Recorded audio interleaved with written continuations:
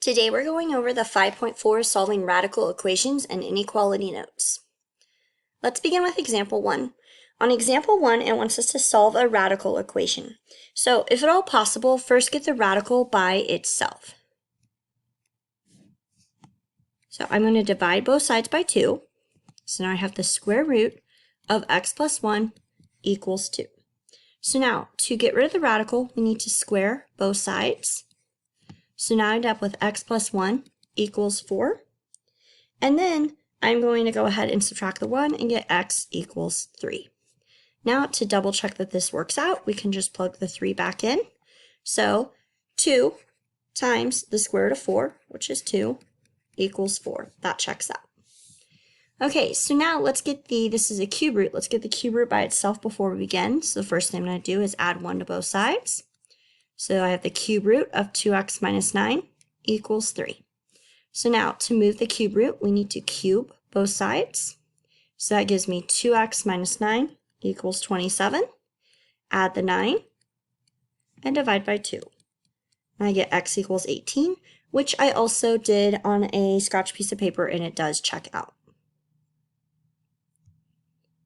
Okay, let's take a look at example 2, solving an equation with an extraneous solution. So on this one, there is not a way to get the square root any more by itself than it already is. So the first thing I'm going to do is I'm going to square both sides. Now, when I square the left side, I have to actually do x plus 1 squared, which is not just x squared plus 1. You have to do x plus 1 times itself, and then you can multiply that however you wish, whether it's using the box method or foiling it, but you're going to get x squared plus 2x plus 1, and on the right side you get equals 7x plus 15. Okay, now I'm going to move everything to one side. So I'm going to subtract the 7x and subtract the 15 so that this is equal to 0. So I get x squared minus 5x minus 14 equals 0.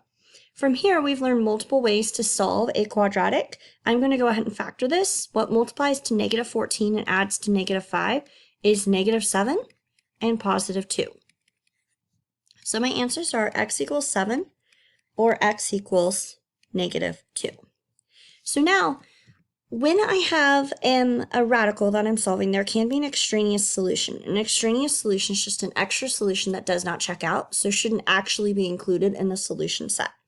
So how I can determine if any of these are extraneous solutions is by plugging them back in and checking.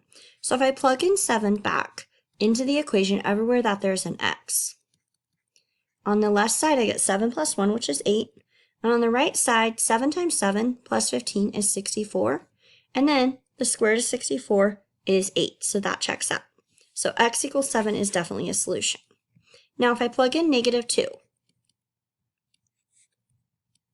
okay, so on the left side, I have negative 2 plus 1, which is negative 1.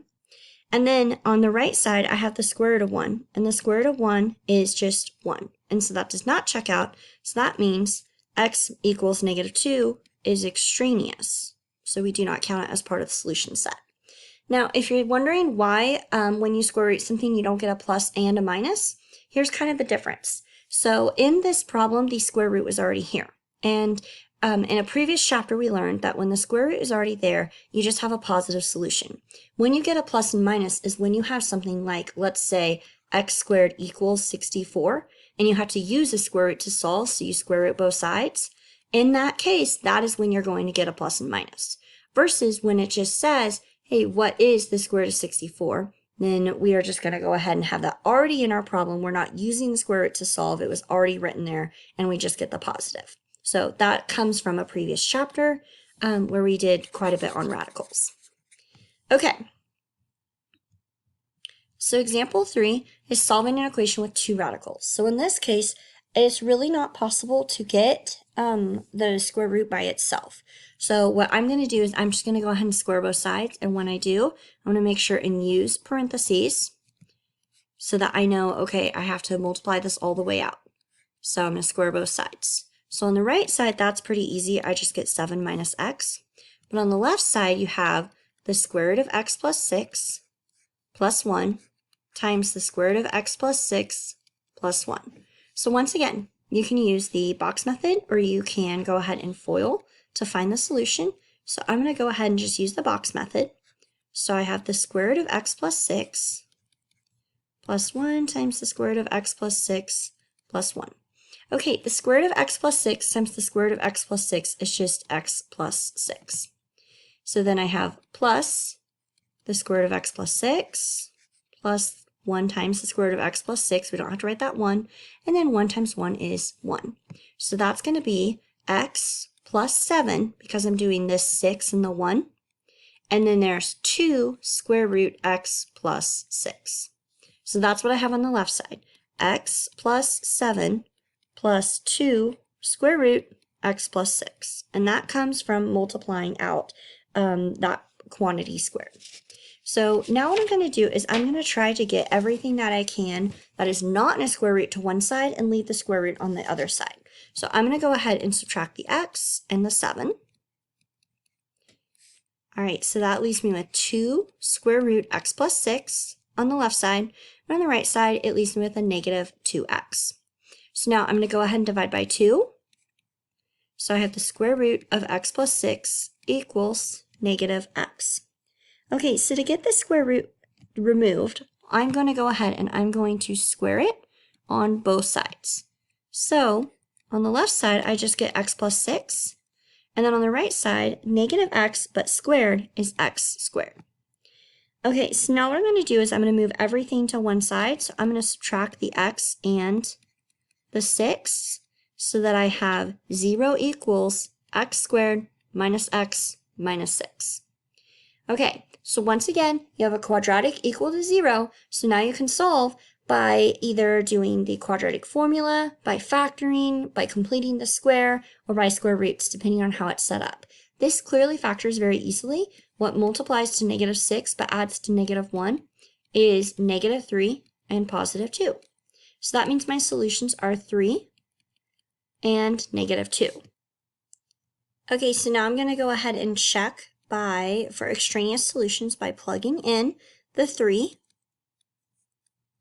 So I'm going to end up with the square root of 9 plus 1, which is 3 plus 1, so that's 4.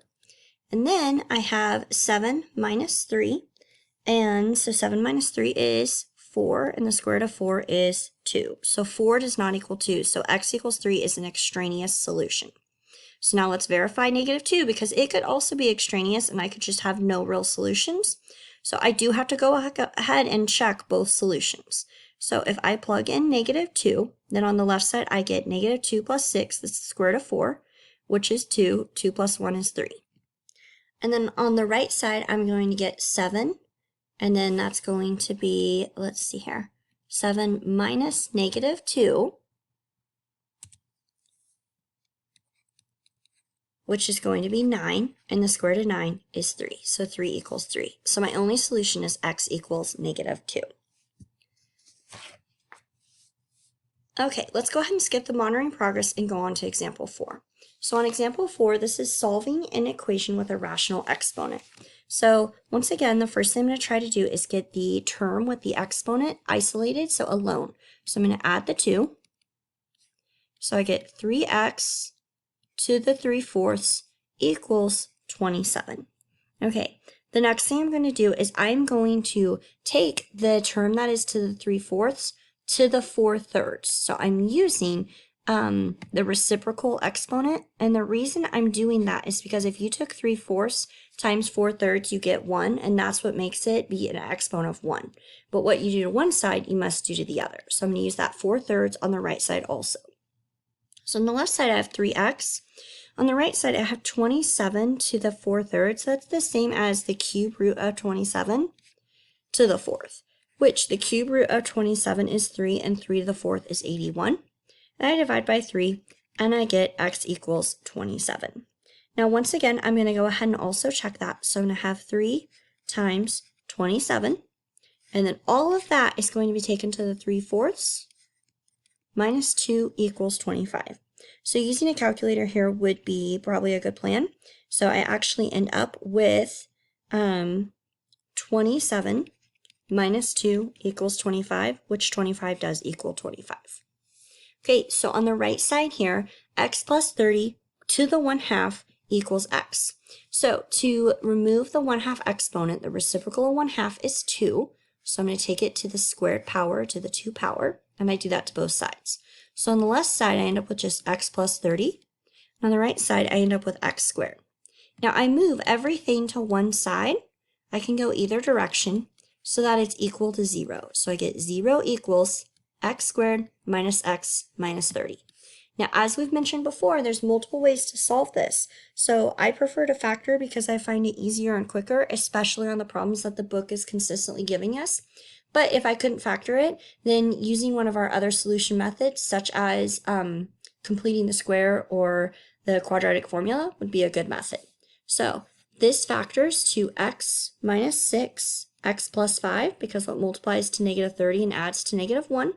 So my solutions are x equals 6, or x equals negative 5. Okay, so now as with our other problems, I want to check for extraneous solutions. So remember that a 1/2 power is the same as the square root. So I'm going to write it as the square root of x plus 30, and then equals x. So the square root of 36 is 6, 6 equals 6, that absolutely works. So then if I try negative 5, I have negative 5 plus 30, and so that's the square root of 25, which is 5. But it equals x, and remember x was negative 5, so we do not get 5 equals negative 5. So that's extraneous, so that is not a solution to this problem. Okay, example 5 is solving radical inequalities. So when we do this, there's kind of two things we need to look at. So the first thing we want to do is we want to just solve the radical. So the first thing, I'm going to get the radical by itself. I'm going to divide by 3. If I was dividing by a negative, I would want to flip the sign, just like any other problem using an inequality. But in this case, it was dividing by a positive 3, so don't flip the sign. Okay, so now to get the square root of x minus 1, I need to get rid of the square root, so I'm going to square both sides. So I have x minus 1 is less than or equal to, and I have 4 squared, which is 16. And I add the 1, so I get x is less than 17. Now, that would be my solution if this was something like a cube root, because we don't care what's underneath the cube root. They can be positive, negative, 0. But because this is a square root, I do have to pay attention. If it's an even root, it does have a limitation. So remember that numbers that go into square roots to be real solutions cannot be less than 0. So that means the portion underneath the square root here, this x minus 1 right here, this needs to be greater than or equal to 0. So I set that greater than or equal to 0, I add the 1, and I find out that not only does x need to be less than or equal to 17, it needs to be greater than or equal to 1. So we can combine that into one compound inequality, and this is what our solution is. Okay, let's try another. The first thing I'm going to do is I'm going to add 4. So I get 3 square root x is less than or equal to 12. I divide by 3, so the square root of x is less than or equal to 4. Remember, if I divided or multiplied by a negative, I would need to flip the sign. So now I'm going to square both sides, so I find out that x is less than or equal to 16. Now remember that the portion underneath the square root cannot be negative. It has to be greater than or equal to 0. So I need to add that limitation on to the bottom of the inequality. So my solution is 0 is less than or equal to x is less than or equal to 16. Now, as I stated before, if this was an odd root, there doesn't need to be a lower boundary on it, because like third cube roots or fifth roots or seventh roots can be negative. And so I pay attention to that when it is an even root. All right, and that concludes this video.